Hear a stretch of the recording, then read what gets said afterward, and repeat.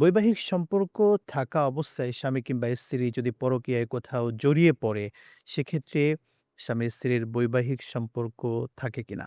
সাহাবা আজমাইন আল্লাহ রাসূল সাল্লাল্লাহু আলাইহি সাল্লামের কাছে জিজ্ঞাসা করতেন, ইয়া রাসূলাল্লাহ, আমরা তো নামাজে দাঁড়াই, কিন্তু আমাদের মন সবসময় তো নামাজের ভিতরে থাকে না।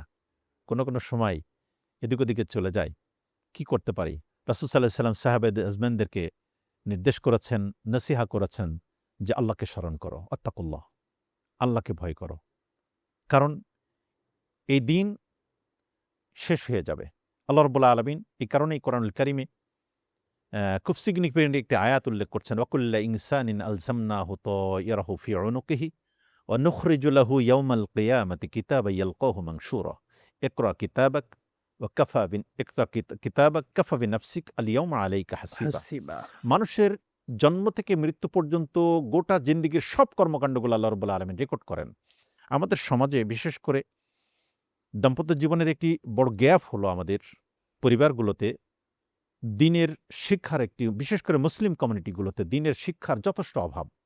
ফলশ্রুতিতে এই যে হাসব্যান্ড এবং ওয়াইফের ভিতরে যে বোঝাপড়া, তাদের একে অপরের প্রতি সন্দেহ সংশয়ের জায়গাটা যদি দ্বীন থাকতো যে আমার প্রতিটি আমল আল্লাহ রাব্বুল আলামিনের কাছে কাউন্ট হচ্ছে, তাহলে এই যেই পরিবারে আমি চলছি, যেই পরিবারে হাসব্যান্ডের উপার্জিত অর্থ অথবা স্ত্রীর কষ্ট করে উপার্জিত অর্থ দিয়ে আমার পরিবার, আমার সন্তান পরিচালিত হচ্ছে, এটার প্রতি ওনারশিপ ফিলিংস যদি আমার থাকে, তাহলে কোনো অবস্থাতেই এই গণ্ডি পার হয়ে অন্য গণ্ডিতে কোনো বিবেকবান মানুষ যাওয়া আসা করতে পরকীয়ায় পারে না, জড়াতে পারে না। পরকীয়ায় জড়াতে পারে না। আল্লাহ রাব্বুল আলামিনের কাছে আমরা আজকের এই সামগ্রিক আলোচনার মাধ্যম দিয়ে সূচনা লগ্ন থেকে বিবাহ, বংশবিস্তার এবং এর সারাউন্ডিং যতগুলো কথা আমরা আলোকপাত করেছি, এই সামগ্রিক আলোচনা যেন আমাদের এখান থেকে একটি শিক্ষা হয় যে প্রথম মানব হযরত আদম আলাইহিস সালামের মাধ্যমে আমরা এই পৃথিবীতে এসেছি।